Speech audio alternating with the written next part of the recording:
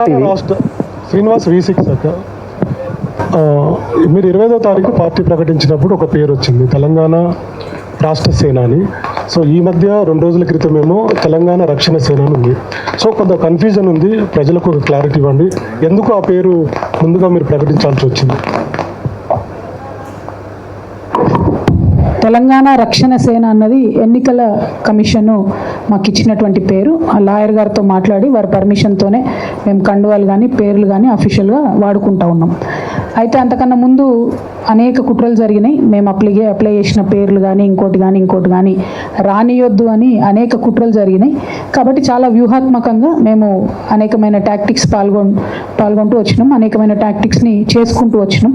అట్లా రావడం ద్వారానే ఫైనల్గా మా అప్లికేషన్, మేము తెలంగాణ ప్రజా జాగృతితో పెట్టుకున్న అప్లికేషన్ ఏదైతే ఉందో అది మంచిగా ముందుకెళ్ళడం జరిగింది. లేకపోతే అక్కడ కూడా అనేకమైన కుట్రలు జరిగినాయని తెలిసింది కాబట్టి లాంచ్ రోజు ఆ టైం ముహూర్తం సెంటిమెంట్ కాబట్టి నేను ఆ టైంకి అనౌన్స్ చేసిన. పేరు మాత్రం వ్యూహాత్మకంగానే రకరకాలుగా చెప్తూ వచ్చినాం. బట్ అల్టిమేట్గా ఎన్నికల సంఘం నుండి మాకు వచ్చిన పేరు తెలంగాణ రక్షణ సేన. అంటే టీఆర్ఎస్ అనేది నిజంగా నాకే రాసి పెట్టున్నట్టుంది బ్రదర్. అది నేను 3rd చాయిస్ పెట్టిన, ఫస్ట్ చాయిస్ పెట్టలేదు, 2nd చాయిస్ పెట్టలేదు. 5 పేర్లు అడితే అందులో టీఆర్ఎస్ అనే పేరు వాళ్ళు వెతికి మరీ రక్షణ సేన ఇచ్చిండ్రు. కాబట్టి ఐఎమ్ హ్యాపీ, దేవుడు దయ ఉంది, దైవ నిర్ణయంగా నేను భావిస్తూ ఉన్నా. కాబట్టి తెలంగాణ రక్షణ సేన పేరుతోనే ప్రజల మధ్యలోకి వెళ్తాం, వారి ప్రేమను పొందగలుగుతామని కూడా నేను భావిస్తాను. కవిత గారు, మధు RTV నుంచి మీరు పార్టీ అనౌన్స్మెంట్ చేసినప్పటి నుంచి కాస్త విమర్శలు బయట నుంచి అన్ని పార్టీల నుంచి చేస్తూ ఉన్నారు. డైరెక్ట్గా రాష్ట్ర ముఖ్యమంత్రి రేవంత్ రెడ్డి స్టేట్మెంట్ చేసిరు, ఉన్న పార్టీకే దిక్కు లేదు, కొత్త పార్టీ వచ్చి ఏం చేస్తుంది, వాళ్ళ ఇంటి పంచాయతీ మాకు రుద్దొద్దు అనేటువంటి స్టేట్మెంట్. ధర్మపురి అరవింద్ ఏమో మొన్నటిదాకా పిట్టల ద్వారా ఇప్పుడు పిట్టల ద్వారా సానని. కోమటిరెడ్డి బ్రదర్స్ ఒక పెద్ద జోక్, కవిత పార్టీ పెట్టడం, 6 ఏళ్ళు నేను ఎమ్మెల్యే అయితే నేనే కాలేదు ముఖ్యమంత్రి, ఆమె ఎట్లయితుంది, తండ్రికి విలువనివని ఆమె తల్లి ఎట్లయితుంది అనేటువంటి స్టేట్మెంట్ చేశారు కోమటిరెడ్డి బ్రదర్స్. ముగ్గురు తిట్టమంటావా అని ఒకటేసారి అంటే ఇప్పుడు పాయింట్ ఏంటంటే భారతీయ జనతా పార్టీకి వాస్తవానికి తెలంగాణలో స్పేస్ లేదండి. వాళ్ళు సామాజిక న్యాయానికి బద్ధ వ్యతిరేకులు, బద్ధ విరోధులు. 12 ఏళ్ళు వాళ్ళ ప్రభుత్వం నుండి ₹1 తీసుకురాలి తెలంగాణకు. ఎవరైతే విమర్శ చేసిన అరవింద్ మా కర్మగాలి, మా నిజామాబాద్ ఎంపీ, ఆయనకి నేను మళ్ళీ చెప్తున్నా, మీరు బుద్ధి తెచ్చుకోండి బ్రదర్, కొంచెం ఇప్పటికన్నా ₹2 పట్టుకురండి, మన రాష్ట్రానికి తీసుకురండి. మీ ప్రధానమంత్రి గారు పోయినసారి ఎన్నికలలో పాలమూరుకు వచ్చి పాలమూరు రంగారెడ్డికి నేను ప్రత్యేక హోదా, నేషనల్ స్టేటస్ ఇస్తా అని చెప్పి అది పట్టుకరండి జరా. ఇప్పుడు 10వ తారీఖు మోడీ గారు వస్తున్నట్టున్నారు కదా, మరి తీసుకొని వస్తారా పాలమూరు రంగారెడ్డి, లేదా 2-3 లక్షల కోట్లు మూట తీసుకొని వస్తారా? అట్లా తీసుకురండి. నన్ను తిడితే ఏమొస్తుంది బీజేపీ వాళ్ళకు చెప్పు. నేను చేసేది నా పని నేను చేసుకుంటూనే పోతా, తెలంగాణ ప్రజల దగ్గర నేను పోతా, ప్రజలు ఏది చేస్తే అది అల్టిమేట్గా అవుతుంది. ఇక కాంగ్రెస్ పార్టీలో వాళ్ళు జోక్ అనుకున్నా ఏమనుకున్నా ఇట్లా మస్తు అనుకుంటారు. ఒక ప్రయత్నం మొదలుపెట్టినప్పుడు చాలామంది డెమోక్రటిక్ సిస్టంలో కాన్స్టిట్యూషన్ని గౌరవించే వాళ్ళు చిన్న పార్టీ పెద్ద పార్టీ అని కాదు, పార్టీ ఉండడమే పవర్, ఒక పొలిటికల్ పార్టీగా ఉండడమే పవర్. అది పవర్లోకి వస్తుందా రాదా, ప్రతిపక్షంగా ఉంటుందా సెకండరీ. పార్టీ నడిపేటోళ్ళ సిన్సియారిటీని బట్టి ఆ పవర్ ఏందో తెలుస్తుంది మీకు. ఆ పవర్ ఏందో ఖచ్చితంగా ఇవ్వాలి. నన్ను జోక్ అన్న వాళ్ళకు కాలమే సమాధానం చెప్తుంది. పర్సనల్గా ఒక్కొక్కరికి నేను సమాధానం చెప్పాల్సిన అవసరం లేదు. కానీ బీజేపీ వాళ్ళకి మాత్రం నేను చెప్పేది ఏంటంటే 10వ తారీఖు మీ ప్రధానమంత్రి గారు వస్తున్నారు కాబట్టి కొంచెం నిధులు మోసుకురమ్మని చెప్పండి, కొంచెం పాలమూరు రంగారెడ్డికి స్టేటస్ ఇవ్వమని చెప్పండి, బీసీ బిల్లు పెండింగ్ ఉంది దాన్ని తీసుకురమ్మని చెప్పండి. మహిళా బిల్లును అక్కడ తెలిసి ఫెయిల్ అవుతుందని తెలిసి మహిళా బిల్లు ఇంట్రడ్యూస్ చేసిన బీజేపీని మాత్రం ఈ దేశ మహిళలు క్షమించరు, తెలంగాణ మహిళలు అసలుకే క్షమించరు. కాబట్టి ఆ మహిళా బిల్లును జర క్లారిటీ తీసుకొని రండి తప్పితే నా మీద విమర్శ చేస్తే ఏమొస్తుంది. రాహుల్ జీ అక్క, నేను కరుణాకర్ 10 టీవీ. మీరు ఇప్పుడు ప్రస్తుత పరిస్థితుల్లో అప్పు చేస్తే గానీ అభివృద్ధి సంక్షేమ కార్యక్రమం అమలు చేయని పరిస్థితి మన రాష్ట్ర ఆర్థిక పరిస్థితి. అటువంటి సమయంలో మీరు ప్రకటించిన పాంచజన్యంలో ప్రధానంగా 2, ఉచిత వైద్యం, ఉచిత విద్య.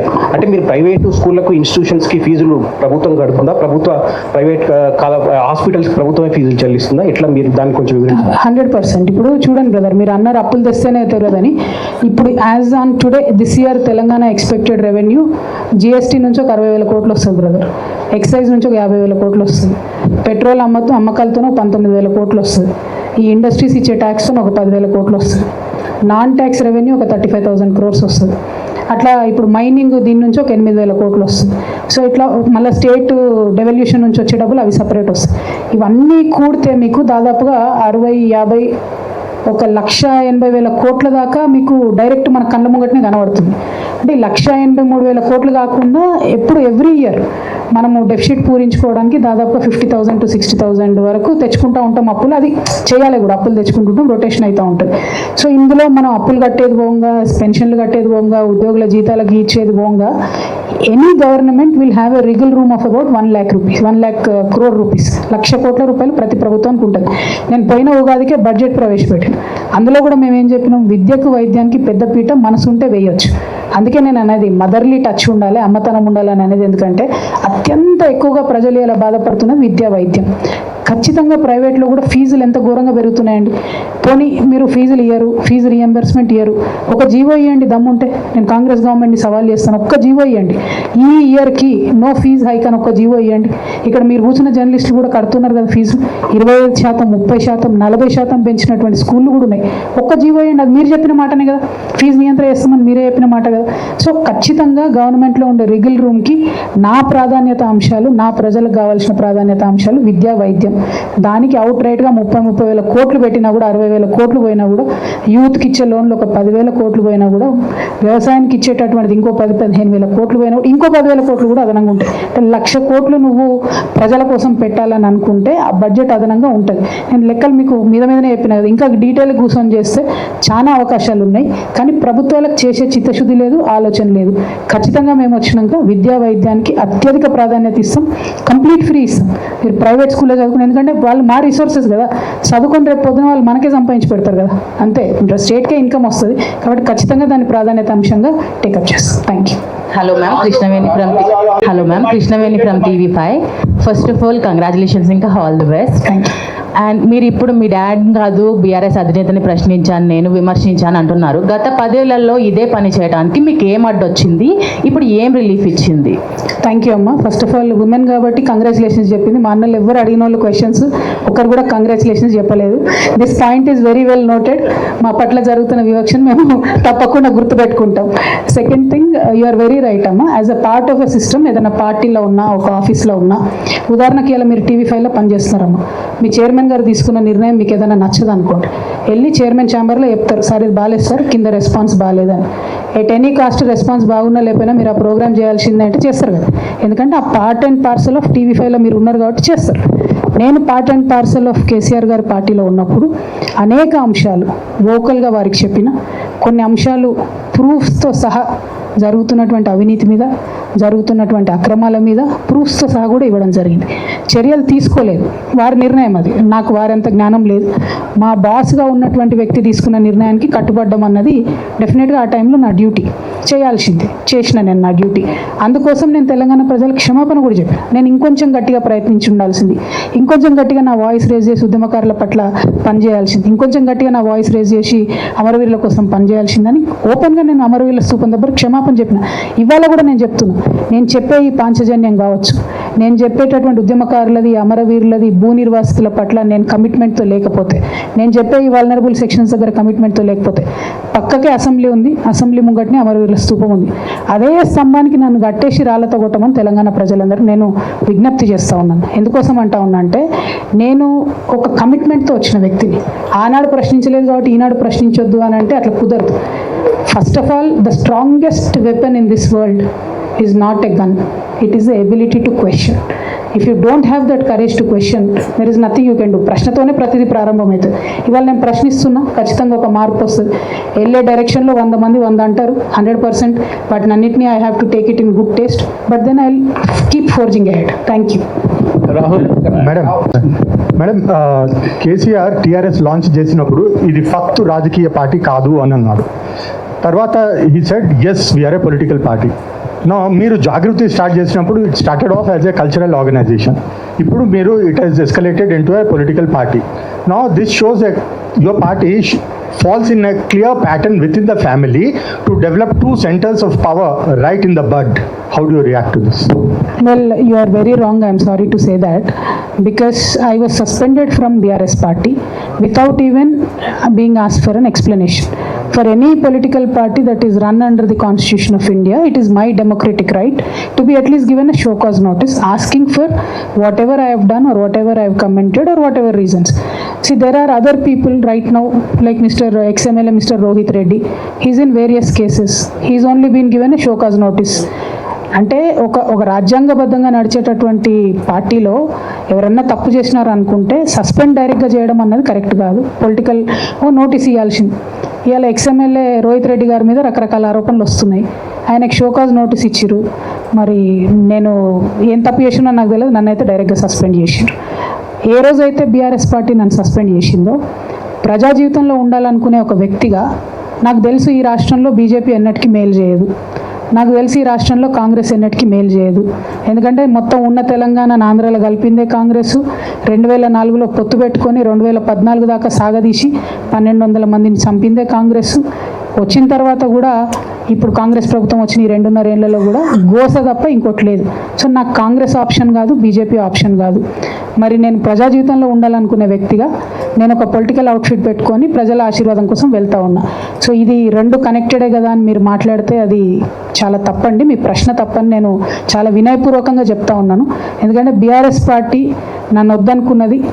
నేను మాత్రం నా తెలంగాణ ప్రజల దగ్గరికి, కుటుంబ సభ్యుల దగ్గరికి వెళ్తున్నా. వాళ్ళు ఆదరిస్తారో మరి నన్ను ఏం చేస్తారో అది ప్రజల ఇష్టం, వారికే వదిలేస్తారు. Thank you. ప్రవీణ్ హెచ్ఎఫ్డివి మహిళలకు ప్రియారిటీ ఇస్తున్నారు. రీసెంట్గా జైనింగ్స్ చూస్తే మాత్రం మీ పార్టీలో మాజీ ఎమ్మెల్యేలు కావచ్చు, అదేవిధంగా మాజీ మంత్రులకు సంబంధించి కూడా వాళ్ళ జైనింగ్స్ ఇస్తున్నారు. ఇది ఒక క్వశ్చన్. రెండో క్వశ్చన్ వచ్చేసి, మీ టార్గెట్ బీఆర్ఎస్ పార్టీ నెక్స్ట్ వచ్చే ఎన్నికలకు సంబంధించినంత వరకు బీఆర్ఎస్ పార్టీ ఓట్లు దించడానికి మీరు ప్రియారిటీగా ఉంటున్నారా? ఒకటండి, మాకు వచ్చే జాయినింగ్స్లో న్యాచురలీ కొంచెము ఎక్స్ ఎమ్మెల్యేనో ఎక్స్ మినిస్టరో జాయిన్ అయితే మీరు ఎక్కువ వేస్తారు కదా.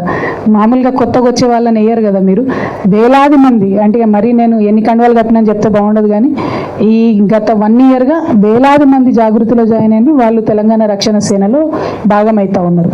ఈ కొద్దిగా తెలిసిన వాళ్ళు మెదక్ మాజీ జెడ్పీ చైర్మన్ గారు, లేకపోతే ఒక ఎక్స్ ఎమ్మెల్యే గారు, ఒక ఎక్స్ నిన్న మినిస్టర్ గారు ఇట్లా జాయిన్ అయినప్పుడు మీకు పెద్ద వార్త కనపడుతుంది.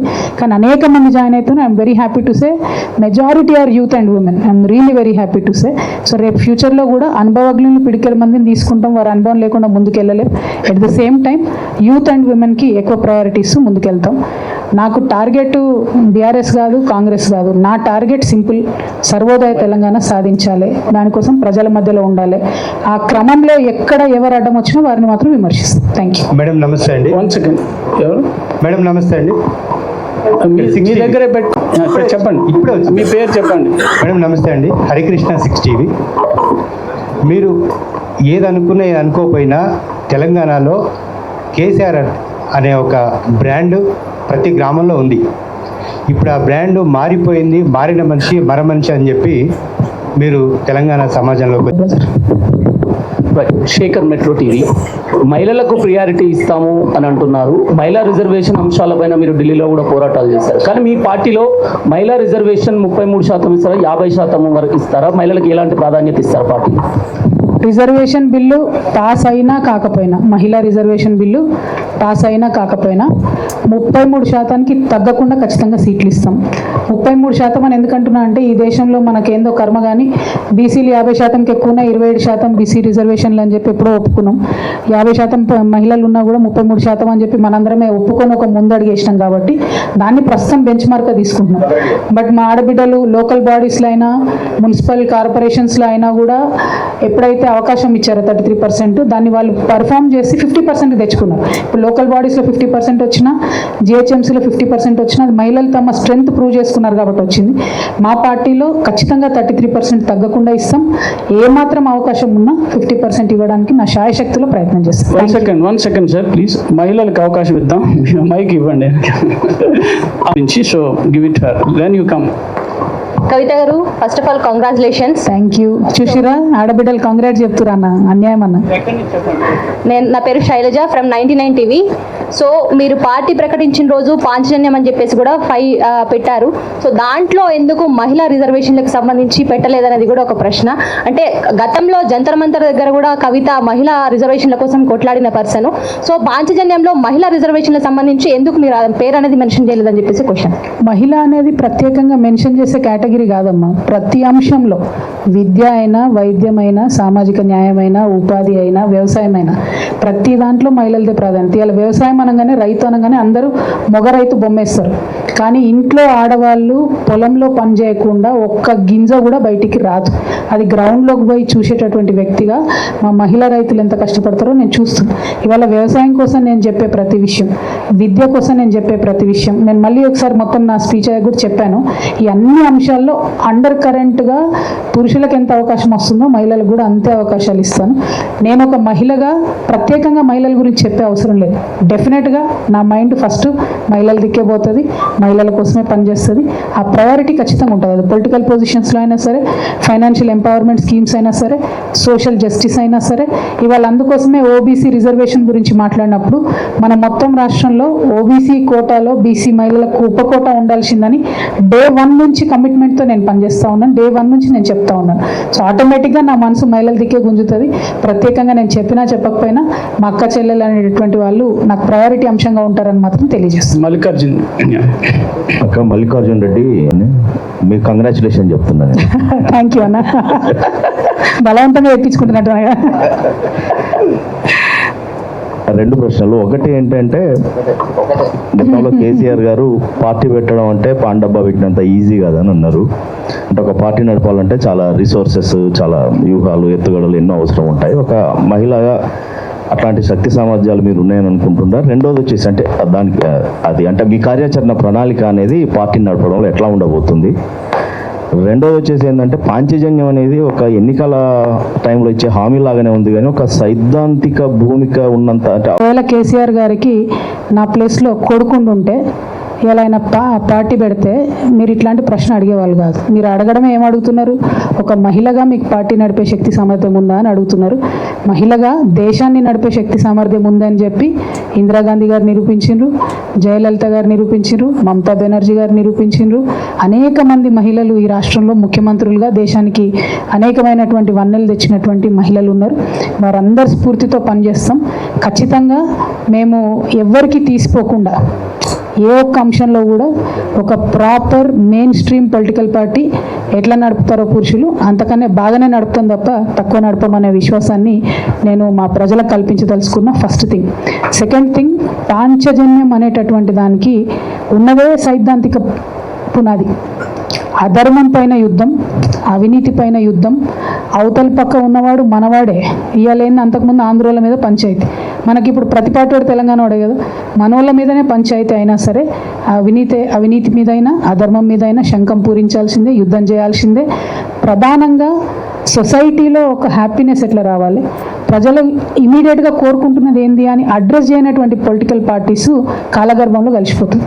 ఇవాళ నేను జాగృతి జనంబాట పేరుతో కావచ్చు, అనేక రకాలైనటువంటి మేధావులతో చర్చలు చేసిన తర్వాత ఏం కావాలి మన ప్రజలకని ఆలోచించినప్పుడు విద్య, వైద్యం అత్యంత ప్రాధాన్యత అంశాలుగా ప్రతి ఒక్కరు కూడా చెప్పడం జరిగింది. ఇవాళ డిస్ట్రెస్ ఎట్లా ఉంది అని అంటే సొసైటీలో హైదరాబాద్లో పేద మధ్యతరగతి వాళ్లకు విద్య, వైద్యం మీదనే ఇల్లు గుళ్ళు అయిపోయే పరిస్థితి. కాబట్టి అది ప్రభుత్వం టేక్ కేర్ చేయాలి అని చెప్పి నేను ఒక వెల్ఫేర్ స్టేట్ అనేటటువంటి కాన్సెప్ట్తో నేను మాట్లాడుతూ ఉన్నాను. అది మనని ఫైనాన్షియల్ కూడా రేపొద్దున స్టేట్ని ఎంపవర్ చేస్తుంది అనేటటువంటి బలమైన విశ్వాసంతో నేను మాట్లాడుతున్నాను. అంటే ఇచ్చుకుంటూనే పోండి, మీరు డబ్బులు సంపాదించడం ఉండదు స్టేట్లో అన్నది కాదు. స్టేట్లో డబ్బులు ఎట్లా సంపాదించాలి, వెల్త్ క్రియేషన్ ఎట్లా చేయాలి అనేటువంటి ఆలోచనతోనే ఉపాధిలో ఖచ్చితంగా మేము ఎంకరేజ్ చేస్తామని చెప్తా ఉన్నాం. వ్యవసాయాన్ని ఎంకరేజ్ చేస్తామని చెప్తాను. వ్యవసాయం వల్ల 18% ఆఫ్ అవర్ జిఎస్డిపి సంపాదించేది వ్యవసాయం. వ్యవసాయంలో స్ట్రెస్ లేకుండా చేసి కొంచెం వాల్యూ యాడ్ చేస్తే డెఫినెట్గా 25 to 30% ఇంక్రీజ్ అయ్యే పరిస్థితి ఉంది. కాబట్టి ఆ కాన్ఫిడెన్స్తోనే నేను చెప్తా ఉన్నా ఇలా. అదేవిధంగా సోషల్ జస్టిస్ లేనటువంటి ఎటువంటి అభివృద్ధి అయినా సరే కుంటికాల మీద నడిచినట్టే నేను బలంగా నమ్ముతా ఉన్నా. సో అభివృద్ధి, సామాజిక న్యాయం రెండు కూడా జోడెడ్లలాగా, అభివృద్ధి, సామాజిక న్యాయం రెండు కూడా రెండు కండ్లలాగా ముందుకు తీసుకొని తెలంగాణ రక్షణ సేన వెళ్తుందని తెలంగాణ ప్రజలకు సవినయంగా తెలియజేస్తున్నాం. కవిత గారు, కంగ్రాచులేషన్ అండి. అంటే పాంచజన్యం ఈ 5 రంగాలు గట్టిగా అభివృద్ధి చెందితే అందరి జీవితాల్లో వెలుగులు వస్తాయని నేను నమ్ముతా ఉన్నా. కాబట్టి పాంచజన్యం అనేటటువంటి టూల్ తీసుకొని సర్వోదయ తెలంగాణ లక్ష్యంగా తెలంగాణ ప్రజల మధ్యకి వెళ్తా ఉంటే మీరు కావచ్చు అట్లాంటి ఓడిపోయారు, బట్ క్షేత్రస్థాయిలో మీరు అట్లాంటి లీడర్స్ని ఎవరైనా తీసుకురాబోతున్నారా? సో మీ అధికారం రావాలంటే అది ఇంపార్టెంట్. అండ్ మీకు నెక్స్ట్ ఇమినెంట్ ఛాలెంజ్ వచ్చేసి మీకు పంచాయత్ ఎలక్షన్స్ ఉన్నాయి, సారీ పరిషత్ ఎలక్షన్స్ ఉన్నాయి, అండ్ గ్రేటర్ హైదరాబాద్ ఎలక్షన్స్ ఉన్నాయి. సో దాన్ని ఎట్లా ఓవర్కమ్ చేస్తున్నారు మీరు, ఎట్లా ఓవర్కమ్ చేస్తారు? ఒకటండి, first of all Telangana Rakshana Sena will be a cadre based party, not a leader based party. Cadre based ఎందుకంటున్నా అంటే నిరంతరం ప్రజలతో టచ్లో ఉండి ప్రజల నుంచి వచ్చే సమస్యలను అడ్రస్ చేసేటటువంటి ఒక పార్టీగా ఉండాలని నేను బలంగా కోరుకుంటున్నా. మరి గొప్ప గొప్ప లీడర్లు ఉన్నటువంటి పార్టీలు కూడా ఓడిపోయినాయి. మీరు అన్నట్టు ఇందిరాగాంధీ ఓడిపోయింది, పివి నరసింహారావు ఓడిపోయింది, ఎన్టీఆర్ ఓడిపోయింది. లీడర్ అన్నది ఇంపార్టెంట్ కాదు. లీడర్ని ఎవరు తయారు చేస్తారు? ప్రజలే తయారు చేస్తారు. కానీ అదే పార్టీలో ఉండేటటువంటి క్యాడర్ ఇంటింటికి పోయి ఆ లీడర్ని పరిచయం చేయడం, ఆ పార్టీకి సంబంధించిన అంశాలు చెప్పడం. కానీ ఆ క్యాడర్కి వాళ్ళు ఏ పార్టీలో రెస్పెక్ట్ ఉంది చెప్పండి? భారతీయ జనతా పార్టీలో పనిచేసే ఏ కార్యకర్త కూడా ఇలా హ్యాపీగా లేరు. కాంగ్రెస్ పార్టీలో పనిచేసే ఏ కార్యకర్త కూడా ఇలా హ్యాపీగా లేడు. బీఆర్ఎస్ పార్టీలో పనిచేసే ఏ కార్యకర్త కూడా హ్యాపీగా లేడు. తెలంగాణ రక్షణ సేన మాత్రం అది మార్చాలనుకుంటుంది. ఎందుకంటే ఒక సోషల్ ఇంట్రెస్ట్తోని వాళ్ళు చేస్తున్నటువంటి పనులు పక్కకు పెట్టుకొని నేను ఎంతో కొంత ప్రజలకు చేయాలని ముందుకు వచ్చేటటువంటి కార్యకర్తలకు అత్యంత విలువనిచ్చేటటువంటి పార్టీగా తెలంగాణ రక్షణ సేన ఉంటుంది. ఖచ్చితంగా ఒక క్యాడర్ బేస్డ్ పార్టీగా ప్రతి బూత్లో మేము కమిటీలు వేసుకుంటాం. Not for every village, every booth మాకు కమిటీస్ ఉంటాయి. అద్భుతంగా పనిచేస్తాం. ప్రతి జిల్లాలో ఆఫీసులు పెట్టుకుంటాం. మా ఫిలాసఫీ ఏదైతే ఉందో, సర్వోదయ తెలంగాణ ఏదైతే ఉందో, పాంచజన్యం ఏదైతే ఉందో అది ఖచ్చితంగా గ్రౌండ్ లెవెల్ వరకు తీసుకెళ్తాం. ప్రజలకు అర్థం చేపిస్తాం. ప్రజల ప్రేమను చూరగొంటామనే విశ్వాసం నాకున్నది. లీడర్లు పెద్ద పెద్ద వాళ్ళు వచ్చినప్పుడు వస్తారు, రాకపోతే మరీ సంతోషం, వస్తే సంతోషం, రాకపోతే మరీ సంతోషం. కానీ ప్రజల వద్దకు వెళ్ళి గెలవాలనుకుంటున్నాం. ఒకనాడు ఎన్టీ రామారావు గారు పార్టీ పెట్టినప్పుడు అనామకులు గెలిచారు. ఇంకొకనాడు కేసీఆర్ గారు పార్టీ పెట్టినప్పుడు అన్నామకులు గెలిచారు. ఎప్పుడైనా ఒక కొత్త రెవల్యూషన్ వచ్చినప్పుడు ప్రతి 25 సంవత్సరాలకు ఒకసారి వచ్చే ఈ రెవల్యూషన్ ఇప్పుడు మేము కరెక్ట్గా చరిత్రలో సరైనటువంటి మలుపులో నిలబడి ఉన్నాం. చరిత్ర సృష్టిస్తామనేటటువంటి విశ్వాసం మాకు. Thank you. కవిత గారు నమస్తే, పార్టీకి శుభాకాంక్షలు. నా పేరు పద్మరాజ్ అండి, నవ తెలంగాణ బ్యూరో చీఫ్ని. ఇప్పుడు పవర్ పాలిటిక్స్లో మొత్తం సబ్జెక్టు పక్కకు పోయి ఆబ్జెక్టు ముందుకు వస్తుంది. మీరు మొదటి నుంచి కూడా తెలంగాణ ఫస్ట్ అని చెప్తున్నారు. అయితే మీరు చెప్పినటువంటి పాంచజన్యంలో ఉన్నటువంటి అంశాలన్నీ అమలు చేయాలంటే కేంద్ర ప్రభుత్వం పైన పోరాడాలి. ఎందుకంటే తెలంగాణతో పాటు అన్ని రాష్ట్రాలు కూడా సఫర్ అవుతున్నాయి, ఆర్థిక దిగ్బంధంలో ఉన్నాయి. మీ యొక్క స్పీచ్లో కానీ మీ యొక్క మొత్తం చెప్పేటువంటి అంశాల్లో కానీ కేంద్ర ప్రభుత్వం పైన నికరంగా పోరాడతాము, తెలంగాణకు సంబంధించిన అంశాలు అనేటువంటిది లేదు. అలా పోరాడకుండా, ప్రశ్నించకుండా ఇవన్నీ ఎలా సాధ్యమవుతుంటారు? ఒకటండి, ఇప్పుడు కేంద్రంలో ఉన్న భారతీయ జనతా పార్టీ ప్రభుత్వం ఎంత విచిత్రమైన ప్రభుత్వం అంటే డెడ్ లైన్ పెట్టి తమ సొంత ప్రజలు చంపుకునే ఒక వింత ప్రభుత్వం ఇలా దేశంలో రాజ్యం వెళ్తూ ఉన్నది. వారికి సామాజిక న్యాయం పట్ల కానీ డెమోక్రటిక్ అప్రోచ్ పట్ల కానీ వారికి నమ్మకం లేదు. అటువంటి ఒక పార్టీతోని నేను స్వయంగా కూడా కష్టాలు పడి ఉన్నా, అది మీకు తెలుసు. నాకు భారతీయ జనతా పార్టీకి డిఎన్ఏ కూడా సరిపోదు.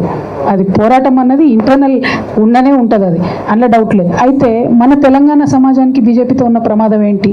ఆ ఆలోచన చేసినప్పుడు సామాజిక న్యాయాన్ని మాత్రం వాళ్ళు కానియరు. అందుకే బీసీ బిల్లు అలా పాస్ చేస్తలేరు. ఒకటి.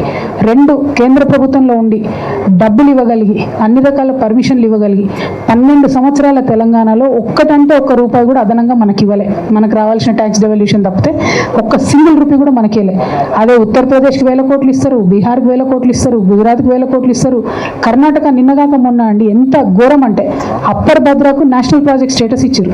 కనీసం వాటర్ అలొకేషన్ కూడా లేదు ఆ ప్రాజెక్ట్కి. సో భారతీయ జనతా పార్టీ మీద పోరాటం అనేటటువంటిది ఏదో సిద్ధాంతంగానో నాకు పర్సనల్గా నన్ను ఇబ్బంది పెట్టిరని కాదు. తెలంగాణ రాష్ట్రానికి నష్టం చేస్తున్న కోణంలో ఖచ్చితంగా ఫైట్ చేస్తాం. There is no doubt. Bharatiya Janata పార్టీలో ఇవాళ ఒక 8 మంది ఎంపీలు ఉన్నారు. అష్టగ్రహ కూటమిలాగా వాళ్ళు ఉన్నారు తప్పితే వాళ్ళతో ఇంత కూడా లాభం లేదు మనకు. అందుకే నేను పదే చెప్తున్నా వాళ్ళను, బాబు మీరు ఏమైనా పైసలు తీసుకురండి అని. మోడీ గారు కూడా మళ్ళీ 10వ తారీఖు వస్తున్నారట. మహిళా బిల్లు, బీసీ బిల్లు, పాలమూరు రంగారెడ్డికి నేషనల్ ప్రాజెక్ట్ స్టేటస్ ఇట్లాంటివి తీసుకురమ్మని మరొకసారి మేము డిమాండ్ చేస్తాం. ఉర్దూ జర్నలిస్ట్ मैडम, मेरा नाम सैयद गौस मोहिउद्दीन है मैडम। मैं IND टुडे से ताल्लुक रखता हूँ। दीदी पहले तो आपको मुबारकबाद और आपको नेक तमन्नाएं हमारे आपके साथ। मेरे सवाल क्या है कि आप ये पार्टी ईगो में डाले या आपके पास वाकई कोई मिशन है या विजन है आपके पास? और दूसरा, तेलंगाना के बीजेपी के कायदीन हमेशा बोलते रहते हैं कि रोल मॉडल गुजरात को लो बोल के। आपने काफी, जैसा कि मेरे फाजिल दोस्त ने बताया कि गवर्नमेंट ऑफ इंडिया की तरफ से हमें पैसे नहीं आ रहे, तो क्या सरदार वल्लभ भाई पटेल का जो मुजस्समा, जो स्टैचू लगाया गया, उसके लिए 3000 करोड़ रुपए खर्चा किए गए, तो क्या वो पैसा विजन के लिए, मिशन बनाने के लिए क्या इस्तेमाल नहीं कर सकते थे क्या? और पार्लियामेंट के जो अभी जो डिलिमिटेशन हो रहा है उसके ताल्लुक से आपका व्यू क्या है? थैंक यू अन्ना। पहले तो अभी बहुत सारे अपने तेलंगाना से भाई बहन हज के लिए जा रहे हैं। हम उन सब हाजियों से आपकी सफ़र अच्छा कामयाब हो और आप बहुत महफूज घर वापस आए, ऐसा मैं पहले तो दुआ करूंगी।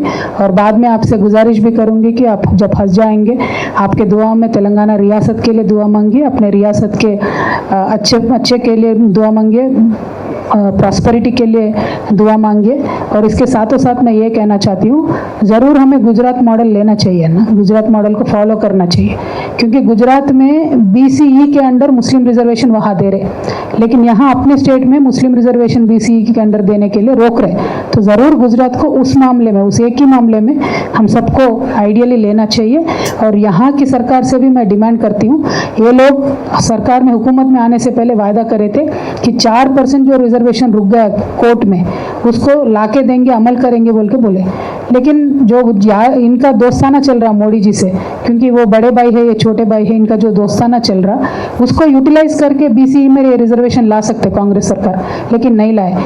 2 साल तक हम पूछते रहे कि एक भी माइनॉरिटी मिनिस्टर नहीं है, उसके बाद अब जाके अजहर भाई को अभी बनाए, बाद में उनको भी MLC देना पड़ा। तो बहुत ही मजबूरी में, ना चाह के भी दिए, अपने आप से मर्जी से नहीं दिए। तो कांग्रेस के हुकूमत के जो वायदे हैं उनको आप पहचानिए। मैं आपको जो अब सूरत हाल क्या है बस उससे आपको वाकिफ़ कराना चाहती हूँ, उससे ज़्यादा और कुछ कहना नहीं है। लेकिन मैं हमेशा से अक़लियतों की हमदर्द रही हूँ और आगे चल के भी हमारा रवैया यही रहेगा। खासकर हमारे ख़वातीनों से मेरी रिक्वेस्ट है कि आपको जो सोना वायदा किया गया था शादी मुबारक में वो नहीं मिला, आपको जो रोज़गार वायदा किया गया था वो नहीं मिला, जो बच्चियों को लिए स्कूटी बोले थे वो नहीं मिला, कुछ भी एक प्रोग्राम जो हमारे फाइनेंशियल बलबूदी के लिए, एम्पावरमेंट के लिए बनना चाहिए था, मिलना चाहिए था, एक भी नहीं मिला। उसके ऊपर ज़रा आप सोचिए, ऊपर से जो मूसी के आसपास में इर्द गिर्द हमारे जितने भी छोटे छोटे झोपड़ियाँ थे उन सबको बिल्कुल ही साफ करके वहाँ से लोगों को निकाल के बहुत ज़बरदस्ती हम सबके साथ किया गया है। ये सारे चीज़ भी याद रखिए। हम आपके पास आएंगे, मिलेंगे और भी आगे बात करेंगे। आपकी बहन हूँ, वतन की बेटी हूँ, मुझे आप सपोर्ट कीजिए। Thank you. जय Telangana. She'll come back, please. Nikhila. Just asking one, Henry. Yes, I am Nikhila Henry. I work with the Indian Express Delhi. I just wanted to ask you, where do you see yourself in the national political scene? Why I am asking this is because for the BRS at one point of time you were the national face because you were an MP, and at the same time you were also somebody who said from the very beginning that you will not have any sort of connection with the BJP because it has got a communal agenda, especially staying in a state like Telangana. So where do you position yourself and your party in the national political agenda? Ma'am, right now my party will be very inward looking party. 95% of the work will be about Telangana and internally Telangana's development and Telangana's prosperity. But there will be certain issues that we will have to work with the union government to make sure that our people are safe and the policies that are made at the union level are not affecting our states. For example, the Mahatma Gandhi Narega scheme that was taken out, completely the budget being diverted from Narega to elsewhere, that is directly affecting the poorest of the poor in Telangana. On such issues, we will definitely fight with the union government. Otherwise, our party will be 95% inward looking. And on delimitation, I have a very important proposal. I will also write to the Honorable Prime Minister. The proposal is this. Let the Lok Sabha, the number of MPs in Lok Sabha, be divided according to the population. You take a benchmark. If you want to take 7 lakh population as a benchmark, 10 lakh population as a benchmark, you take that benchmark, increase the number of MPs. It doesn't have to be capped. Increase it according to the population rise. May some states get more, some states get less. That is a different story. But the Rajya Sabha should be given Senate-like powers, like the US Senate. Every state should have fixed number of representatives in Rajya Sabha, and Rajya Sabha should be given equal powers like the Senate, where finance bills and every bill should come to the Senate, and if the states would not agree, then the bill should be stalled. That way, the power of the states the importance of the states, the political and financial security of the states will be prevailing. I propose a model where Rajya Sabha should be converted into a Senate-like powerful house, where every state, starting from Sikkim, which now has only one MP in Rajya Sabha, whereas Uttar Pradesh has 31 MPs in Rajya Sabha, I want to propose that every state should have fixed 3, 4, 5, whatever number you decide. Every state should have fixed number. Every state should have equal voting rights. So if you want to stop a bill which is giving loads and loads of money to one state, rest of the states can come together, stop it. That will certainly prevail upon as a union and the federal aspect of our constitution, and the spirit of the constitution will be protected. I'll certainly give a very, very detailed notes. I have been working on this for a long time. I will send a very detailed notes to the Honorable Prime Minister ji also, and to the Delimitation Commission if at all one is formed. But I believe if the 28 states and 8 union territories of our country should get importance at the national level, it has to be on the Senate model, where every state will have a fixed number of representatives and all of them with equal powers. So any bills can be blocked. So it doesn't matter if number of representatives from one state are more in Lok Sabha, because people need that representation. So every 10 lakh people probably will have one MP. Doesn't matter, number will not matter then. Interest of the state will be protected. This is my solution, but I'll write in detail to the Honorable Prime Minister and also to the Union Government. Thank you so much. Thank you. Naidu RBM creatives media నుంచి మాట్లాడుతున్నా. So మీరు ఎక్కడ కూడా sports గురించి మాట్లాడలేదు, అంటే sports గురించి పట్టించుకోరా, అసలు అవినీతిపై యుద్ధం చేస్తానన్నారు. స్పోర్ట్స్లో అవినీతి తెలుసా అని అడుగుతున్నాను. థ్యాంక్ యూ అమ్మా. Sports is really very important. When I was speaking about ఉపాధి ఏదైతే మాట్లాడామో అందులో స్పోర్ట్స్ గురించి కూడా మాట్లాడాలని అనుకున్నాను, కాకపోతే సమయాభావం వల్ల మాట్లాడలేదు. ఇంకా డీటెయిల్డ్గా అనేక సంవత్సరాలు టైం ఉంది, 2 ఏళ్ళు ఉంది కాబట్టి ప్రతి అంశం మీద కూడా మాట్లాడతాము. స్పోర్ట్స్లో అనేక రంగాల్లో అవినీతి ఉంది. పొలిటికల్ పార్టీస్ మధ్యలో ఉన్న పాలిటిక్స్ కన్నా ఎక్కువ స్పోర్ట్స్లో ఉంది, కాబట్టి దాన్ని కూడా మనం కర్టైల్ చేయాల్సిన అవసరం ఉంది. అన్నిటికన్నా ఎక్కువ ఈ దేశంలో ఒక స్పోర్ట్స్ పాలసీ కానీ యూత్ పాలసీ కానీ లేదు, దాని మీద కూడా వర్క్ చేయాల్సిన అవసరం ఉంది. I have very strong opinions on that, but the time is limited. That is the only issue. Thank you. అక్క నమస్తే. రాజు. Let him ask, and మీరు you have been waiting, I know that. కవిత గారు, నా పేరు యూసుఫ్ బాబు, ప్రజాపూర్ దినపత్రిక. ముఖ్యంగా ముందుగా మీకు మా జర్నలిస్టు కలం వీరుడు షోయబుల్ ఖాన్ మీ పార్టీ ప్రారంభోత్సవం బుక్ చేసినందుకు ధన్యవాదాలు. మీరు అధికారంలోకి వస్తే తెలంగాణ రాష్ట్రంలో జర్నలిస్టు సంక్షేమం కోసం ఏం చేస్తారు? ఒక క్వశ్చన్. రెండవది, మీరు హరీష్ రావు గారిని టార్గెట్గా చేస్తున్నారు. హరీష్ రావు గారు ఒక జర్నలిస్ట్ అని గమనిస్తున్నా, ఆయన ఎప్పటి నుంచో పార్టీ పెట్టక నుంచి కేసీఆర్ గారికి అండగా ఉన్నారు. పార్టీ పెట్టిన తర్వాత తెలంగాణ ఉద్యమం అండగా ఉన్నారు. ఎందుకు టార్గెట్ చేస్తున్నారు? జర్నలిస్టులకు సంబంధించి ప్రతి ప్రభుత్వంలో కూడా మీకు వివక్షణ ఎదురైంది. ఇప్పుడున్న ప్రభుత్వం కూడా పోలీసుల సంక్షేమం కోసం హాస్టళ్ళు పెట్టారు, కానీ నేను డిమాండ్ చేస్తూ ఉన్న రేవంత్ రెడ్డి గారిని, ఏదైతే వాళ్ళ పిల్లల కోసం పెట్టినటువంటి హాస్టల్స్లో మా జర్నలిస్టుల పిల్లలకు కూడా అవకాశం ఇవ్వండి. వారికి కూడా విద్య ఉచితంగా మంచి నాణ్యమైన విద్య రావాలని చెప్పి నేను బలంగా నమ్ముతా ఉన్నాను. అట్ ద సేమ్ టైం ఏదైతే జర్నలిస్టులకు ఇళ్ల స్థలాలు ఇస్తామని చెప్పి ఇవ్వకుండా ఆపారో, ఖచ్చితంగా అది ఇవ్వాల్సినటువంటి అవసరం ఉంది. ఎందుకంటే జర్నలిస్టులను మేము పొద్దునుండి సాయంత్రం చూస్తూ ఉంటాం కదా, మా పొలిటీషియన్స్కి ఎన్ని జబ్బులు ఉంటాయి, జర్నలిస్టులకు అన్ని ఉంటాయి. షుగర్ బీపీ అయితే గ్యారంటీ అందరికీ, ఎందుకంటే టైంకి తినం మనం. ఎండ వాన అనకుండా ఎక్కడ న్యూస్ ఉంటే అక్కడ పరిగెత్తే ప్రపంచం, పోటీ ప్రపంచం. కాబట్టి జర్నలిస్టుల కష్టాలు, పొలిటీషియన్స్ కష్టాలు సేమ్. బట్ ఒకటే ఒక రిక్వెస్ట్ ఏంటంటే, సెన్సేషనల్ జర్నలిజం వైపు పోకుండా దయచేసి ప్రజల పక్షాన నిలబడమని చెప్పి మిమ్మల్ని పదే పదే కోరుతూ, మేము అధికారంలోకి వచ్చిన తర్వాత తెలంగాణ రక్షణ సేన ప్రత్యేకించి జర్నలిస్టులు అంటే మాకు ప్రేమ. తెలంగాణ ఉద్యమం నుంచి ఆనాడు మీ యాజమాన్యాలు ఒప్పుకున్నా ఒప్పుకోకపోయినా తెలంగాణ వార్తలు వేసిండ్రు. మీరు ఎక్కడన్నా చిన్న చిన్న తప్పులు దొరికినా వాటన్నిటినీ సర్దిపెట్టే విధంగా మీరు వార్తలు రాసి ఉద్యమానికి ఉత్ప్రేరకాలుగా పనిచేసినటువంటి కలం వీరులను అసలే మర్చిపోము. ఎట్లయితే కాకీలను గుర్తుపెట్టుకొని ముఖ్యమంత్రి గారు స్కూల్ పెట్టినరో, కలం వీరుల కోసం కూడా ఆ స్కూళ్ళలో అవకాశాలు కల్పించాలని చెప్పి నేను డిమాండ్ చేస్తాను. జై Telangana. Madam, Raju from Telangana. అయితే మీరు అన్నారు ఫ్రీ ఎడ్యుకేషన్ అండ్ ఫ్రీ వైద్యం అని చెప్పేసి.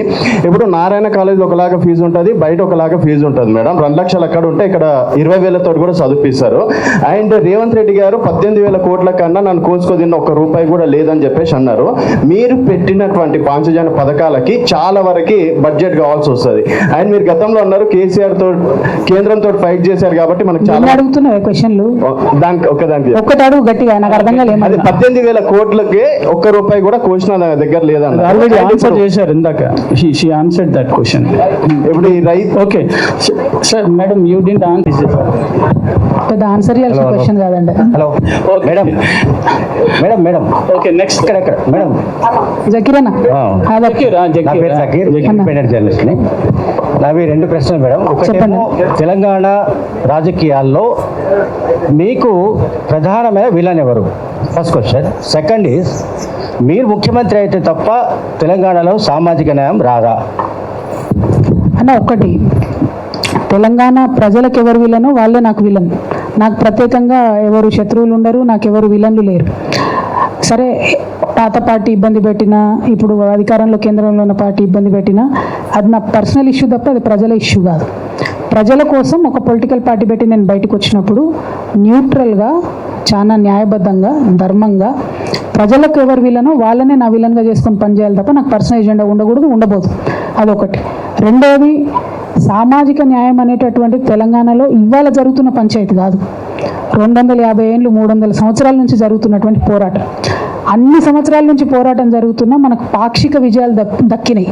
అది కూడా అంబేద్కర్ దయ వల్ల, ఎస్సీ ఎస్టీలకు రిజర్వేషన్ రావడం వల్ల కొంత ముందడుగు పడ్డది. కానీ అదే టైంలో బీసీలకు కూడా కాన్స్టిట్యూషన్లో బ్యాక్వర్డ్ క్లాసెస్ అని కాకుండా బ్యాక్వర్డ్ కాస్ట్ అని పెట్టి ఉంటే అసలు ఇప్పుడు లొల్లలేకపోతుండే. కానీ అది జరగలేదు కాబట్టి ఇప్పుడు ఫైట్ చేయాల్సిందే మనం. 79 సంవత్సరాల ఇండిపెండెన్స్లో ఇన్వర్టెడ్ లా నడుస్తుంది దేశంలో తప్పితే మెజారిటీది లాగా నడుస్తలేదు. సో మెజారిటీ ప్రజలైనటువంటి బీసీలకు న్యాయం జరగాలనే ఉద్దేశంతో ముందుకెళ్తా ఉన్నాం. అది సామాజిక న్యాయ తెలంగాణ సాధనలో వన్ ఆఫ్ ద మేజర్ ఎజెండాగా పెట్టుకొని పనిచేస్తున్నాం. కేంద్రంలో నేను ఇది ఇప్పుడు కాదన్నా, దాదాపుగా 8 సంవత్సరాల నుంచి చెప్తున్నా, ఖచ్చితంగా బీసీలకు రావాల్సినటువంటి రిజర్వేషన్ కేంద్ర ప్రభుత్వం నుంచి రావాలి, ఇక్కడ వచ్చేది కాదు. అక్కడ కేంద్రంతో ఖచ్చితంగా కొట్లాడతాం, సాధించడానికి శాయశక్తిలో ప్రయత్నం చేస్తాం. Thank you.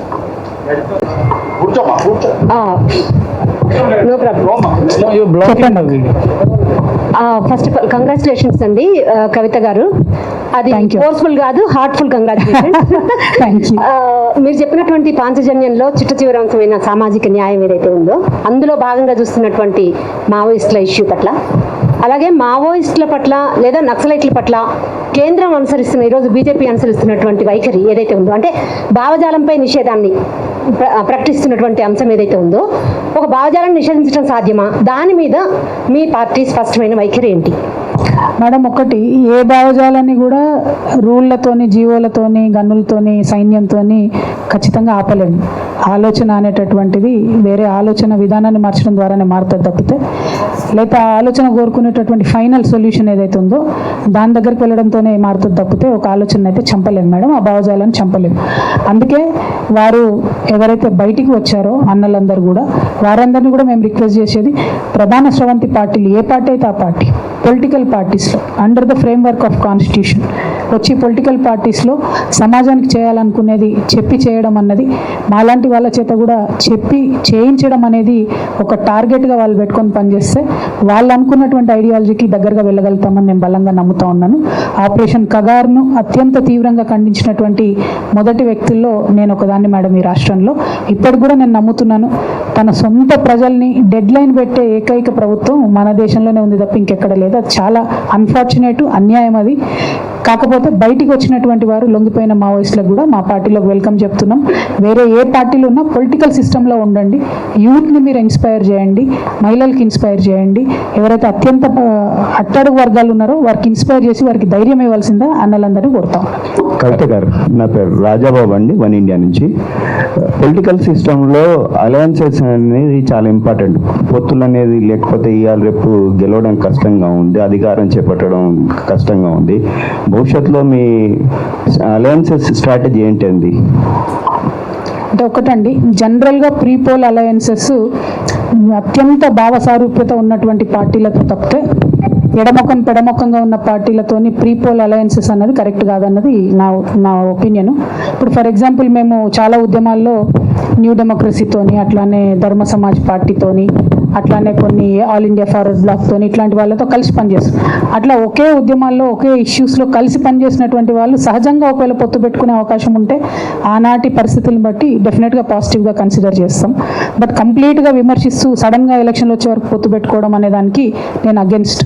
పోస్ట్ పోల్ పొత్తులు, పోస్ట్ పోల్ హంగ్ వచ్చేటటువంటి పరిస్థితులు ఈ దేశంలో సెంటర్లోనే జరుగుతూ ఉన్నాయి.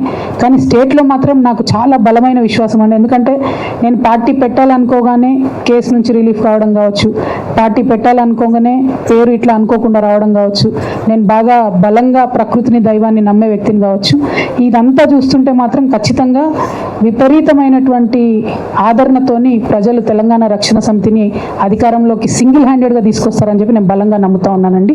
సో డెఫినెట్గా ప్రజల ఆశీర్వాదం ఉంటుందని కోరుకుంటున్నాను, ప్రజలకు సేవ చేయాలని కూడా కోరుకుంటున్నాను. Thank you. All the best చారియక ఎన్టీవీ నుంచి. టీఆర్ఎస్ మీ మీద 2 ఆరోపణలు అనుకోవచ్చు. వాటిని టీఆర్ఎస్ కాదు, మేమే టీఆర్ఎస్. Sorry, BRS. చారి గారు మీరు ఇట్లా చేయడం కరెక్ట్ కాదండి. ఎన్నికల కమిషన్ ఫిర్యాదు చేయాల్సి వస్తుంది మీ మీద. అక్క, బీఆర్ఎస్ మిమ్మల్ని లైట్ తీసుకుంటుందా ఒక విషయము. 2, మీకు సోషల్ మీడియాలో తప్పితే బయట మీకు పొలిటికల్గా కౌంటర్ ఇచ్చేటువంటి అంశం లేదు. ప్రధానంగా మీ మీద వచ్చిన ఆరోపణలు కూడా కవిత వెనకాల ఉన్నది రేవంత్ రెడ్డి అనేది, వీటికి క్లారిటీ ఇవ్వండి అక్క. నా వెనకాల అయితే ఎవరు కనబడతలేరు, నాకు ఎవరు లేరు కూడా. ఉంటే గింటే దేవుడే, నేనే ఉన్నా కదా, నా వెనకాల నేనే ఉన్నా చూసిరా. నా వెనకైతే ఎవరు లేరు బై. ఫస్ట్ థింగ్, ఇక బీఆర్ఎస్ నన్ను లైట్గా తీసుకుంటుందా డార్క్గా తీసుకుంటుందా వాళ్ళకి తెలియాలి, నాకు సంబంధం లేని విషయం. ఎందుకంటే ప్రజలు నన్ను మంచిగా చూడాలి, ప్రజలు నన్ను ఆదరించాలని కోరుకుంటా తప్ప మాకు రైవల్గా ఉండే పొలిటికల్ పార్టీస్ న్యాచురల్లీ ఒప్పుకో కదా, న్యాచురల్లీ విమర్శ చేస్తాయి. సో పెద్ద బీఆర్ఎస్ ఏమన్నా కాంగ్రెస్ ఏమన్నా వాటిని పొలిటికల్ విమర్శలుగా పక్కకు దోసుకొని ప్రజా సమస్యల మీద మాత్రం ప్రధానంగా యుద్ధం చేస్తాం. Thank you. జై Telangana. Last 2 to 3 question sir, mike వచ్చినప్పుడు మాట్లాడండి అక్క. కంగ్రాచులేషన్స్. నేను ఆదాబైద్రాబాద్ సత్యంగౌడ్. అంటే గతంలో మీకు ఎదురైన అవాంతరాలు తప్పించుకోవడానికి ఇప్పుడు పార్టీ స్థాపించారు. అలానే చారన్న, నేను అడిగే క్వశ్చన్ కూడా చారన్న అడిగారు. అంటే కవిత పార్టీ స్థాపించడం వెనుక కేసీఆర్ ఉన్నారు లేదా రేవంత్ రెడ్డి ఉన్నారనే ప్రచారం జరుగుతుంది. అంటే ఇది నిజం కాదంటారా? అంటే నిప్పులు ఎంత పొగరాదంటారు కదా. అంటే నేను ఒక మాట చెప్తా బ్రదర్, మీరు ఈ ప్రశ్న అడగడం వెనుక ఇంకెవరో ఉన్నారంటే ఒప్పుకుంటారా చెప్పు? అట్లా కాదు కదా. పాయింట్ ఏంటంటే నేను ఒక వ్యక్తిగా అనేక కష్టాలు పడ్డా, ముఖ్యంగా ఒక ఆడబిడ్డగా పడరా నగచట్లు పడ్డా. అది ఇంటర్నల్ కావచ్చు, ఎక్స్టర్నల్ కావచ్చు. నాకు గుండె ధైర్యం ఎక్కువ కాబట్టి పర్సనల్ ఇష్యూస్ చెప్పట్లే, నేను చెప్పను కూడా, నా ప్రాణం పైన చెప్పను. కానీ పొలిటికల్ ఇష్యూస్ చెప్తాను డెఫినెట్గా. పొలిటికల్లీ పడ్డ ఇబ్బందులు ఖచ్చితంగా చెప్తాం. సో నేను అనేది ఏంటంటే, ఒక నిప్పులోంచి నడిచొచ్చిన వ్యక్తికి డెఫినెట్గా ప్రపంచాన్ని ఎదుర్కొనే ధైర్యం వస్తుంది. నాకు వచ్చింది ఇప్పుడు ఆ ధైర్యం. నాకు ఎవ్వరు అవసరం లేదు భయ్, నాకు తెలంగాణ ప్రజలు ఉన్నారని నేను చాలా బలంగా నమ్ముతున్నా. కేసీఆర్ గారు లక్షలాది మంది యువకులను ఇన్స్పైర్ చేసి ఉద్యమంలోకి తీసుకొచ్చారు. వారి ఇన్స్పిరేషన్తోనే మేము బయటకు వచ్చాం. కానీ ఇవాళ దారులు వేరైనాయి, అవుతాయి. అట్లా చరిత్రలో అనేక సందర్భాల్లో అయినాయి. ప్రాబబ్లీ భారతదేశంలో నేను ఫస్ట్ డాటర్ని కావచ్చు దారి వేరవ్వడం, అందుకే మీరు అంత ఇంత పరిశాన్ అవుతారు. బట్ నెక్స్ట్ నా తర్వాత వచ్చే ఆడబిడ్డలకు మాత్రం ధైర్యం వస్తుంది. ఎందుకంటే నేను ముందడిగే వస్తున్నా, వెనక పోతలేను. అనేక సార్లు ఆలోచించినాను ఎందుకు ఇవన్నీ నాకు సపరేట్ ఇంట్లో కూర్చుంటేందని. కానీ నాలాంటి ఆడపిల్లలు పాలిటిక్స్లోకి రావాలా, ఏదైనా కెరీర్లో ఇబ్బంది అయితే ఏంటి అని ఆలోచించే ఆడపిల్లలకు నన్ను చూస్తే ధైర్యం రావాలి, నన్ను చూస్తే ముందుకే పోవాలనిపించాలి తప్ప వెనక్కి పోవాలనిపించదు. ఆ వెయిట్, ఆడపిల్లల వెయిట్, భారతదేశం ఆడపిల్లల వెయిట్ నాకు ఉంది కాబట్టి ముందుకే వెళ్తున్నాను నేను. నా వెనక ఎవరు లేరు, ఇక్కడైతే లిటరల్లీ ఎవరు లేరు అసలు. కాబట్టి అట్లాంటి ప్రశ్నలు దయచేసి అడగండి. Thank you. జై తెలంగాణ. రాజేశ్వరి అడగండి. Last but 1 question. సో నమస్కారం అండి. Actually, definitely is a moment of pride for us all to see you lead like that. Thank you, politics. Thank you so much. Very talking about women in politics. So Telangana Jagrati Ganiyandi, whatever you've done so far has been for the cultural identity of Telangana and the heritage, the dance, the art, everything is about cultural identity and our history. So, but then as soon as the government of Telangana, first government has come, there has been a delisting of all the heritage structures, and there were also trials to kind of bring down some heritage structures. There have been lot of fight about it even now. So ee vishamai meeku is that in your notice for your future agenda, and also currently in your fight against the government or kind of pointing out their whatever missteps, would you be talking about this part of, because usually it's all politics people talk. And one more thing my friends wanted to ask is about the language in the political scenario, what the speeches, the kind of language we are seeing from the leaders who are responsible for all of this. So that is one. Ma'am లాగులు వేసుకున్న వాళ్ళందరూ politics చేస్తారు కాబట్టి లాగుల గురించే మాట్లాడుతున్నారు ma'am. ఇవాళ మారింది, మనం మంచిగా మహిళలు మాట్లాడుతున్నాం కాబట్టి మర్యాదపూర్వకమైన పాలిటిక్స్ నడవాలి అని చెప్పి నేను బలంగా విశ్వసిస్తున్నా. నా భాష మాత్రం నేను జాగ్రత్త తీసుకుంటాను, అందులో 100% నేను కేర్ఫుల్గా ఉండే ప్రయత్నం చేస్తాను. రెండు, I'm very well aware of the issue that you're speaking about ma'am. Telangana is a land of rocks. మన దగ్గర ఉన్న బ్యూటిఫుల్ రాక్స్ వేరే ఎక్కడ లేవు, కానీ అన్ఫార్చునేట్లీ వాటన్నిటికీ హెరిటేజ్ ట్యాగ్ తీసేసి రియల్ ఎస్టేట్ కోసము చాలా రాళ్లను పోగొట్టిన విషయం కూడా నా దృష్టిలో ఉంది. అప్పుడు ఇంటాక్ నుంచి చాలామంది వాళ్ళంతా కొట్లాడారు, వేద్ కుమార్ గారు, అనురాధారెడ్డి అక్క గారు, ఇంకా చాలా మంది కొట్లాడినారు. ఫర్దర్గా కూడా కొట్లాడాల్సిన అవసరం ఉంది, వాటిని కాపాడుకోవాల్సిన అవసరం కూడా ఉంది ma'am. 100%. A lot of monuments have to be protected also, ma'am. Because I come from that background, I'll certainly have a very, very soft corner towards these issues. Thank you. కవిత గారు, నేను విజయ్. సో మొదట మీకు కేంద్ర ఎన్నికల సంఘం మీ పార్టీకి సంబంధించి TRS మీకు తెలంగాణ రక్షణ సేన కేటాయించిన తర్వాత 30 రోజుల్లో అభ్యంతరాలు ఏమైనా ఉంటే తెలపండి అని చెప్పేసి ఒక నోటిఫికేషన్ ఇచ్చింది. ఈ నోటిఫికేషన్కి సంబంధించి అంటే అభ్యంతరాలకు సంబంధించి ఎవరైనా అభ్యంతరాలు తెలిపితే పరిస్థితి ఏంటి? అండ్ రెండవది, ఇటీవల కేటీఆర్ ప్రెస్ మీట్లో మాట్లాడుతూ తెలంగాణలో ఎన్నో పార్టీలు పుట్టాయి పోయాయి, అలాంటి వాటిని పట్టించుకోవాల్సినటువంటి అవసరం లేదు, తెలంగాణలో ఉన్నటువంటి మేజర్గా గతంలో టీడీపీ కావచ్చు, ఇప్పుడున్నటువంటి బీఆర్ఎస్ మాత్రమే ప్రజల గుండెల్లో ఉంది అని చెప్పేసి కూడా కేటీఆర్ మాట్లాడారు. అంటే కావాలని మీకు ఇక్కడ ప్రాధాన్యత తగ్గిస్తున్నారు అనుకోవచ్చు? అంటే ఒక్కటి బ్రదర్, మీరు అన్నట్టు ఎన్నికల కమిషన్ దానికి సంబంధించినటువంటి సాంకేతికపరమైన అంశాల్లో దైవ నిర్ణయం వల్ల, దేవుడి కృప వల్ల మంచిగా జరుగుతుంది, ఎటువంటి అభ్యంతరాలు ఉండవని నేను బలంగా విశ్వసిస్తూ ఉన్నాను. ఆ కాన్ఫిడెన్స్ వచ్చిన తర్వాతనే నేను కండువా వేసుకొని మరి మీ ముందుకు రావడం జరిగింది. అయితే విరాట్ అన్న ఫస్ట్ కండువా వేసుకొని మీ దగ్గరికి వచ్చిన కాబట్టి మీరు లక్కీ వేదిక, మీరు అన్నట్టు ఇదివరకు ఇదే వేదిక నుండి అనేక కార్యక్రమాలు లాంచ్ చేసినాం, ఇది కూడా ఫస్ట్ అవుతుంది. సెకండ్ థింగ్, కేటీఆర్ గారు ఒక 15 రోజుల క్రితం మేమే టీఆర్ఎస్గా మారుతామన్నారు. దాన్ని ఇప్పుడు మేము టీఆర్ఎస్ అయ్యేసరికి వారు పట్టించుకోని అవసరం లేదని చెప్పి మాట్లాడుతున్నారు. బట్ నేను ఒక్క రిక్వెస్ట్, అంటే కేటీఆర్ గారే కాదు, రాజగోపాల్ రెడ్డి గారు, ఇంకా అనేక మంది కొత్త పార్టీ వస్తుంది పోతుంది అని మాట్లాడుతున్నారు. మీరు మాట్లాడుతున్న మాటలు ప్రజలు గమనిస్తారన్న విషయం ఈ రాజకీయ నాయకులు గమనించుకోవాలి. ఎందుకంటే పార్టీ చిన్నదా పెద్దదా ఉండదు. ఇవాళ చిన్నగా ఉన్న పార్టీ వితిన్ సెకండ్స్ వటవృక్షమై ఎదిగినటువంటి చరిత్ర ఈ తెలుగు నేల మీద ఉన్నది. అది ఎన్టీఆర్ గారు పెట్టినప్పుడు కావచ్చు, కేసీఆర్ గారు పెట్టినప్పుడు కావచ్చు, రేపు మా పార్టీ కూడా ప్రజలు తీస్తే పెద్దగా ఎదుగుతుంది. సో ఇవాళ మొదటి అడుగులనే పుట్టంగానే ఏదో మహావృక్షంలాగా ఎవరు ఉండరు.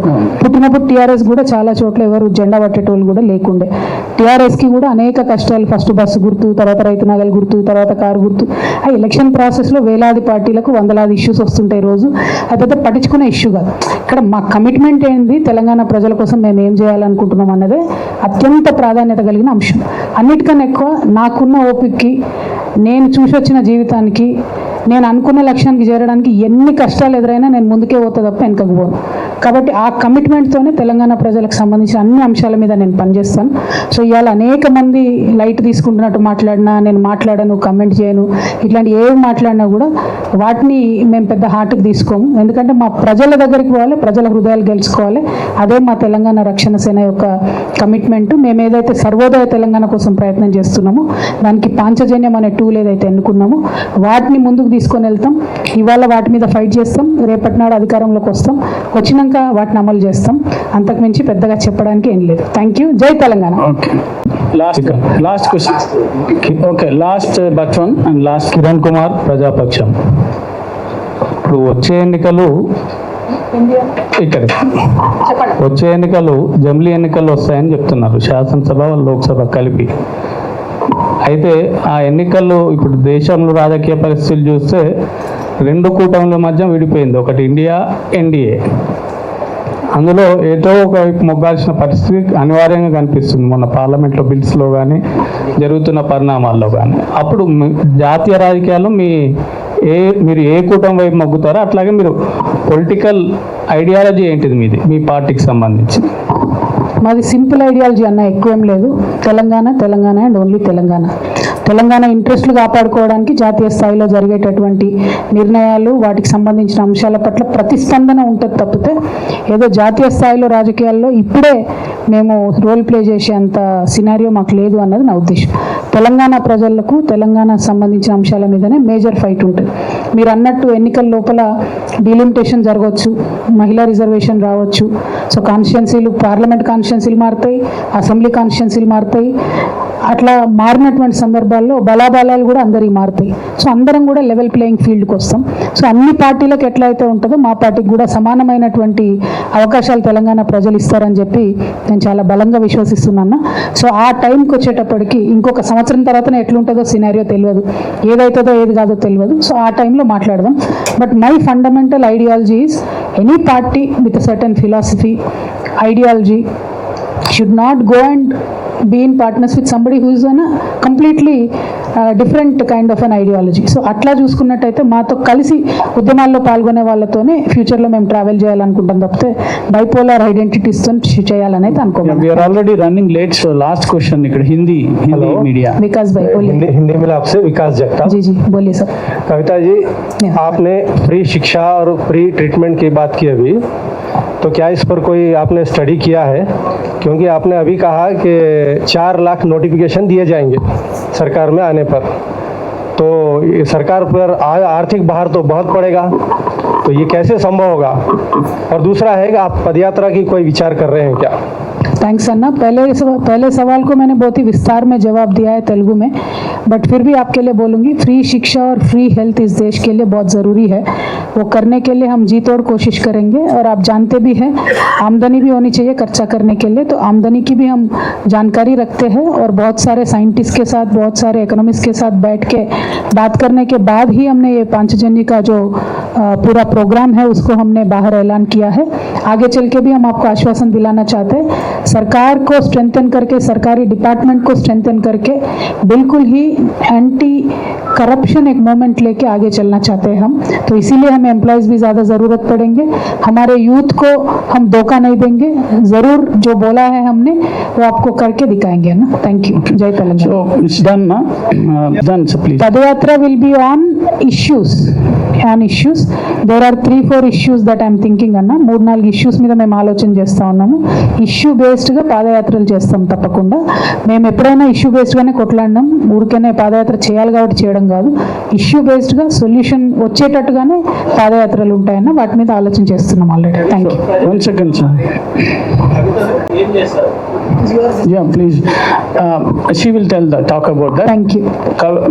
కవిత గారు ఎంచుకుంది ముల్లబాట, ఎందుకంటే she is leaving the protection from the dad and the party. So we'll ask her final words. Maybe she will answer the final words quickly so that thank you అన్న. కవితను ఎందుకు నమ్మాలి అనే ప్రశ్న అడుగుతున్నారు. ఒక రకంగా చూసినట్టయితే ఎవరిని కూడా ఎవరు ఎందుకు నమ్మాలి అనే ఫిలసాఫికల్ క్వశ్చన్ అన్న.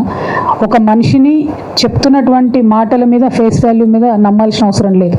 నా నడవడికి ఎట్లా ఉంటుంది, ఇవాళ నాకు మొదటి రోజు కదా, ఇక్కడ నుండి నా నడవడికి ఎట్లా ఉంటుంది, నా ప్రయాణం ఎట్లా ఉంటుంది, తెలంగాణ రక్షణ సేన యొక్క ఆలోచన విధానం ఎట్లుంటుంది, ఆచరణ ఎట్లుంటుంది అని చూసినాకనే ప్రజలు నమ్ముతారు. కాకపోతే తెలుగు ప్రజలైనా తెలంగాణ ప్రజలైనా ఎప్పుడైనా కొత్తదనాన్ని తొందరగా ఆహ్వానిస్తారు. కొత్తగా ఒక మంచి ఆలోచనతో వచ్చినటువంటి వాళ్ళను దగ్గరుండి దీవించి ఆశీర్వదించినటువంటి చరిత్ర ఈ నేల మీద ఉన్నది. పైగా మేము తీసుకునేటటువంటి అనేక అంశాలు, మమ్మల్ని ఇవాళ ఎక్కడికి పోయినా యువకులు అక్క ఇది మా పార్టీ అంటున్నారు, జెన్జీ వారియర్స్ ఇది మా పార్టీ అని ఓన్ చేసుకుంటున్నారు, మహిళలు ఇది మా పార్టీ అంటున్నారు, మైనారిటీస్ ఇది మా పార్టీ అంటున్నారు, బీసీలు ఇది మా పార్టీ, ఆనాడు ఎన్టీఆర్ గారిని ఎట్లా ఓన్ చేసుకున్నామో మిమ్మల్ని వాళ్ళు అంతకన్నా ఎక్కువ ఓన్ చేసుకుంటామని వచ్చిన ప్రతి ఒక్కరు మాకు చెప్తున్నటువంటి సందర్భాన్ని మేము చూస్తున్నాం. ఇట్లా వేరియస్ సెక్షన్స్లో మేము ఎక్కడైతే పని చేసుకుంటూ వెళ్తున్నామో కన్స్ట్రక్టివ్గా ఇప్పటివరకు పనిచేసాము, క్లారిటీ ఆఫ్ థాట్తో పనిచేసాము, ఎక్కడ కూడా శశభిషలు లేకుండా పనిచేసాం. కాబట్టి ఆ యొక్క సపోర్టు ఆయా వర్గాల నుంచి వస్తుందని చెప్పి నేను బలంగా నమ్ముతా ఉన్నాను. అన్నిటికన్నా ఎక్కువ మా జర్నలిస్ట్ మిత్రులు కూడా మమ్మల్ని ఇంత పెద్ద ఎత్తున ఆహ్వానించి మరి మీరు ఇంత సమయం ఇచ్చి మొన్న పార్టీ లాంచ్ కూడా ప్రతి ఒక్కరు కూడా పెద్ద ఎత్తున కవరేజ్ ఇచ్చి క్యారీ చేసినందుకు అన్ని మీడియా సంస్థలకు, యూట్యూబ్ ఛానల్స్కి, పత్రికా మిత్రులకు అందరికీ కూడా మనస్ఫూర్తిగా హృదయపూర్వకంగా ధన్యవాదాలు తెలియజేస్తూ ఒక మంచి ట్రాన్స్ఫర్మేషన్ తేవాలనుకుంటున్నాం. ఒక రెవల్యూషనరీ తరహా ఆలోచన విధానాన్ని రాష్ట్రంలో తీసుకురావాలనుకుంటున్నాం. దానికి మద్దతు పలకవలసిందిగా సంపూర్ణంగా మరొకసారి వినయపూర్వకంగా నమస్కరించి మీ అందరినీ కోరుతున్నాను. Thank you. జై తెలంగాణ, జై TRS. Thank you, Kavita Garu. Thank you, Virat Ali. Thank you for coming here, madam, and speaking to all of us and taking a lot of questions. Thank you very much. Thank you, Rama. Friends, Kavitha గారి party ఆవిర్భావ సందర్భంగా మొదటిసారిగా మన ఆహ్వానాన్ని మన్నించి మన ఆఫీస్కి వచ్చి ఈ మీట్ ద ప్రెస్లో పాల్గొన్నందుకు వారికి ప్రత్యేకంగా ధన్యవాదాలు తెలియజేస్తున్నాం. అదేవిధంగా రాష్ట్ర వర్కింగ్ జర్నలిస్ట్ యూనియన్ అధ్యక్షులు విరాత్ అలీ గారికి, ఈ కార్యక్రమానికి మోడరేటర్గా వ్యవహరించినటువంటి ఉడుమల సుధాకర్ రెడ్డి గారికి, వచ్చిన మీ అందరికి కూడా పేరు పేరున ప్రత్యేక కృతజ్ఞత తెలియజేస్తూ ఈ సందర్భంగా భోజనం ఏర్పాట్లు చేయడం జరిగింది. దయచేసి జర్నలిస్టులు, వీడియో జర్నలిస్టులు, కెమెరామెన్లు, వీళ్ళు ఫోటో జర్నలిస్టులు వీళ్ళు మాత్రమే రావాలి, మిగతా వాళ్ళు ఎవరు రాకుండా సహకరించవలసిందిగా. కార్యకర్తలు దయచేసి ఆగాలి. దయచేసి ప్రెస్ మిత్రులు, ఫోటో జర్నలిస్టులు భోజనం చేస్తారు. సెకండ్ ఫ్లోర్ కార్యకర్తలందరూ కిందనే ఆగాలి. ఏమనుకోండి దయచేసి.